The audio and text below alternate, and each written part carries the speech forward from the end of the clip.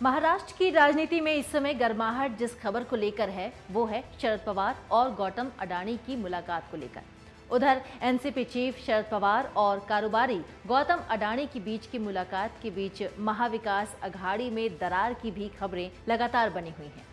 अभी तक ये साफ नहीं हुआ है कि ये मुलाकात शिष्टाचार भेंट है या फिर इसके पीछे कोई और वजह है।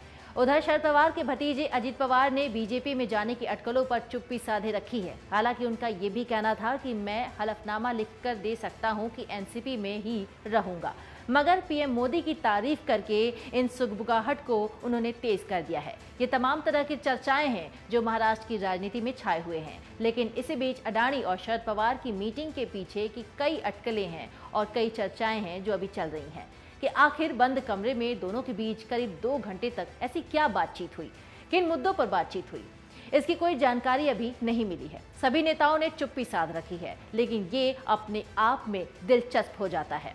शरद पवार अपनी चुप्पी में भी कई राजनीतिक संदेश दे जाते हैं। अब विपक्षी अडानी और पीएम मोदी के बीच रिश्ते को लेकर सवाल उठा रहा है, तो वहीं शरद पवार की अडानी से मुलाकात के क्या मायने हैं, ये भी विपक्ष सवाल उठा रहा है। जब कांग्रेस ने जेपीसी मुद्दा उठाया तो एनसीपी ने ही उनका साथ दिया था। इन दोनों शख्सियतों के बीच का रिश्ता कुछ नया नहीं है, बल्कि काफी पुराना है, और वो भी कम नहीं 2 दशक पुराना रिश्ता है।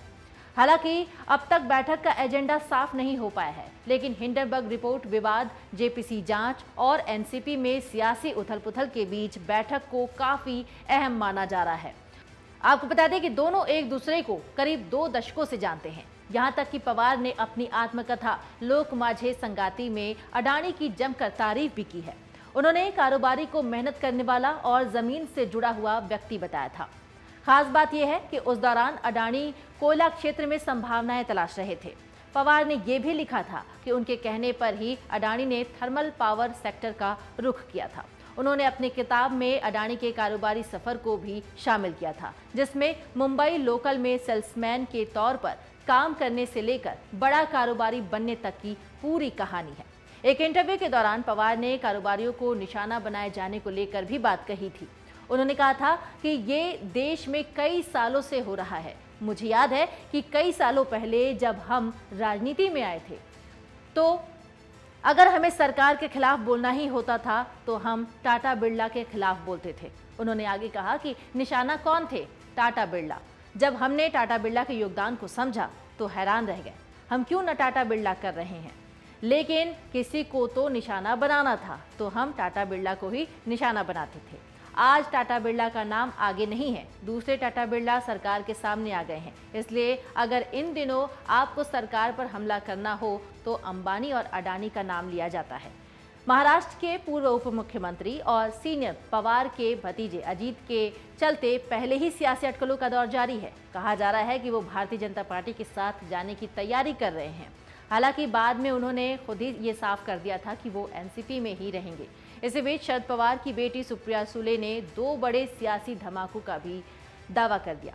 उन्होंने भी इसे लेकर ज्यादा जानकारी साझा नहीं की है। गौतम अडानी और शरद पवार की मुलाकात का असर आने वाले समय में भारतीय राजनीति पर भी पड़ सकता है। इससे पहले शरद पवार ने अडानी हिंडनबर्ग पर एक बड़ा बयान देकर विपक्षी खेमे में खलबली मचा दी। शरद पवार ने कहा था कि हिंडनबर्ग की रिपोर्ट पर भरोसा नहीं किया जा सकता। गौतम अडानी मुद्दे पर शरद पवार का रुख अन्य विपक्षी पार्टियों की तुलना में काफी सॉफ्ट नजर आ रहा है। अडानी पर लगे 20,000 करोड़ रुपए के वित्तीय हेराफेरी के सवाल पर उन्होंने कहा था कि उन्हें इसके बारे में कोई भी जानकारी नहीं है और वो तब तक इस पर कुछ भी नहीं बोलेंगे जब तक सभी चीजों के बारे में पूरी तरीके से स्पष्ट न हो जाए। जाहिर तौर पर राहुल गांधी के नेतृत्व में कांग्रेस अडानी पर काफी हमलावर नजर आ रही है। चूंकि एनसीपी साल 1999 से महाराष्ट्र में कांग्रेस की सहयोगी है, इसलिए उसके मुखिया शरद पवार का अलग स्टैंड काफी चौंकाने वाला था। महाराष्ट्र की राजनीति में इन दिनों तमाम उठापटक चल रही है। जुलाई में एकनाथ शिंदे के सत्ता संभालने के बाद अब राज्य में नई सियासी संभावनाएं बनती और बिगड़ती नजर आ रही हैं। मन से उजाला कर चले, मन से उजाला कर चले, एक अमर उजाला कर चले।